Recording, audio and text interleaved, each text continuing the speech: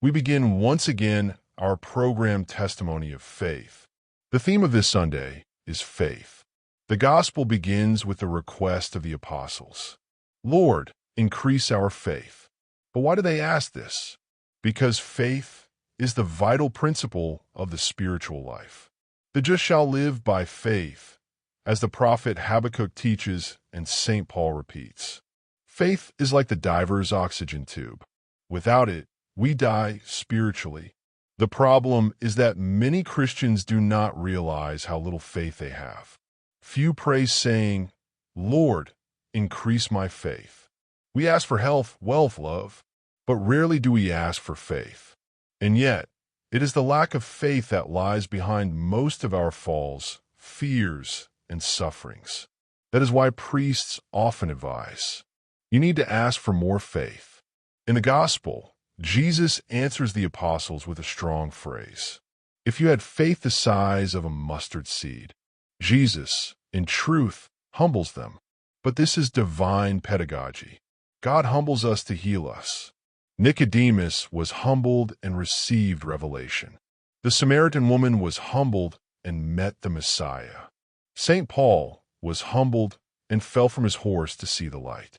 Whoever allows Jesus to unmask him receives true faith. Faith and humility walk together. Without humility, faith cannot grow. St. Teresa of Ávila said, God gave me his greatest graces when I felt the worst of creatures. Faith is born when we recognize the truth about ourselves. As the book of Revelation says, you are wretched, miserable, poor, blind, and naked. Only those who recognize themselves as poor, blind, and naked can let Christ clothe them in light. Behold, I stand at the door and knock, says Jesus. He wants to enter, but he only enters the heart of the humble. In the second part of the gospel, Jesus speaks of the useless servant. The true disciple says, I am a useless servant. I have done only what I had to do. This is humility. It is not about despising oneself, but recognizing that everything we do comes from God's grace.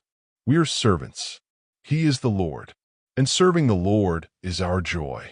The greatest obstacle to faith is pride. Today, many want to be critical Christians, to question the gospel, reinterpret the doctrine.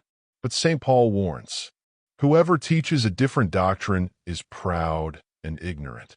Faith is not invented. It is received with humility. Christ does not change. He is the same yesterday, today, and forever. It is we who must change. This Sunday, ask God for the grace of humble faith. Let him show your weakness, your poverty, and your smallness. Because only when the mustard seed is buried can it grow and become a great tree. Humble yourself, and your faith will flourish. God bless you.